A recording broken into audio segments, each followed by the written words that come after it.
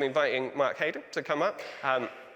Mark, who runs the city centre Foodbank with his amazing team down there. And Mark's just going to come and share with us for 3 or 4 minutes an encouraging story. When Mark asked me if I would come and share for 3 or 4 minutes an encouraging story from the Plymouth Foodbank, I thought to myself, what can I say? Because every day is a good day at Plymouth Foodbank, and every day we see God do amazing things. Even if it's just see someone whole array, their whole body changed because you've been able to give them a packet of biscuits or a tin of carrots or half a dozen eggs. We get to see people at their lowest leave feeling valued. So what did I want to share with you?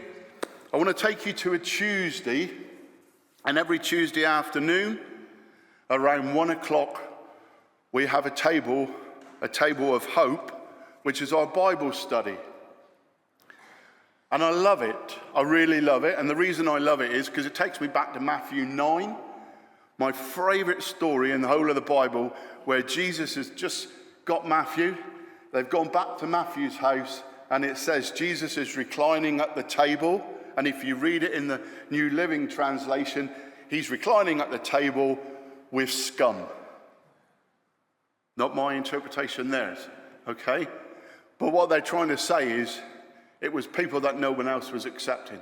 It was people that no one else wanted to look at, okay? And our Tuesday Bible study is not full of scum. It's full of people who society at some point has turned their back on. And I'm going to take you around that table very, very quickly. So we've got a couple who are recovering from heroin addiction, who came through the food bank doors, looking for food, and they encountered Jesus.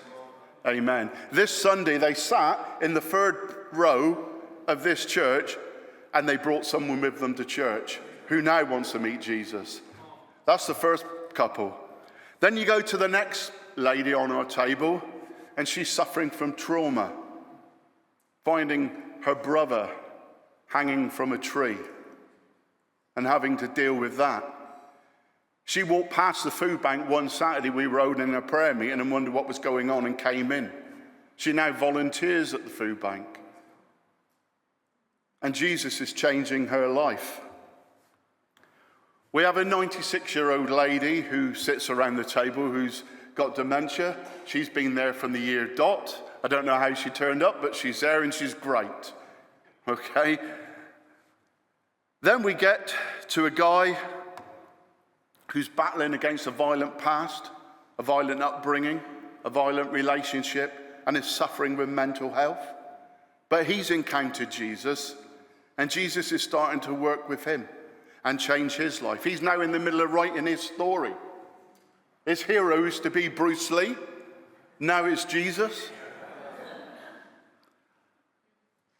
And we encounter another person on our table of hope, a single mum who 12 years ago fled violence and drug abuse out of Birmingham, ended up in Plymouth, walked into the food bank one Christmas, got a parcel, came back 12 years later looking for another food parcel, but ended up encountering Jesus instead. And Jesus has transformed not just her life, but her whole family's life as well. And these are the people that sit around our table of hope. These are the people that are encountering Jesus through the food bank. And I want to encourage each and every one of you, and I'm sure you've all got stories as well to tell. When you donate a tin of beans, it's more than a tin of beans, okay? When you put £1 in the food bank donation, it's more than £1. Because remember what Jesus did with those loaves and fishes? He's doing the same in this city. He is at work every single day, at work. And he invites us to be at work with him. And I am so encouraged. I am so blessed. I have got the best job in the world because I'm seeing Jesus work. And I want to, one last plea, and then I'm going to go. If you've got any Bibles, please can we have them? Any New Testaments, can we have them? If you've got any good Christian autobiographies, can we have them? Or if you want to give me some money so I can go and buy some, let me have it, because we need good Christian literature to give out, because we put books on the table and they go. People are interested, they want their food, but they want their soul fed as well. And we have the answer. Amen.